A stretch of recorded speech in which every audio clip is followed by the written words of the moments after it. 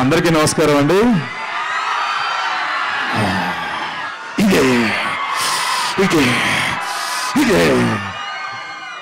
Yes, ఈ 100 రోజులు మీరు అన్నారు, నేను అన్నం పక్కన పెడితే ఆ సినిమాలో అంటే ఒక సంక్రాంతి పండుగ వస్తే 2-3 రోజులు పండుగ మనకి. బట్ మాకు హనుమాన్ ఆ టీం అందరికీ, మీ అందరూ కలిసి, తెలుగు ప్రేక్షకులందరికీ కలిపి మాకు 100 రోజుల సంక్రాంతి పండుగ ఇచ్చారు.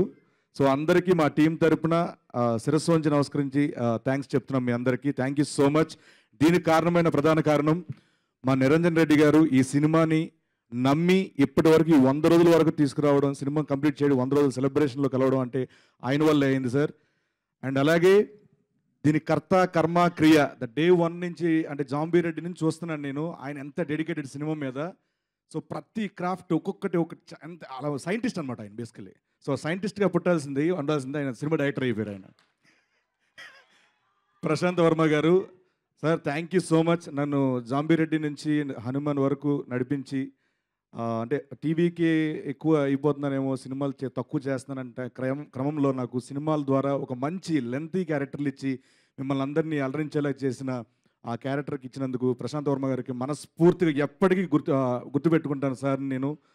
అండ్ అలాగే మా హనుమంతు మిరాయిగా మీ ముందుకు వచ్చాడు, మిమ్మల్ని మెప్పిస్తాడు. సో సూపర్ యోధాగా మీ ముందుకు రాబోతున్నారు.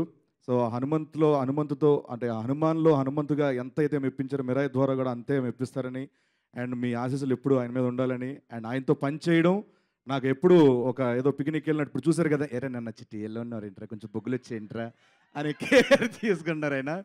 సో ఆ సినిమా కూడా హనుమాన్ అంత సక్సెస్ అవ్వాలని మనస్ఫూర్తిగా కోరుకుంటూ, ఈ సినిమాలో పనిచేసే సాంకేతిక వర్గం పేరున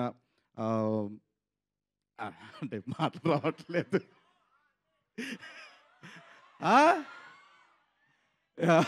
ప్రతి ఒక్కరికి పేరున మా నమస్కారాలు తెలుసుకుంటూ, అండ్ నాకు అవకాశం ఇచ్చిన ప్రతి ఒక్కరికి థ్యాంక్ యూ సో మచ్.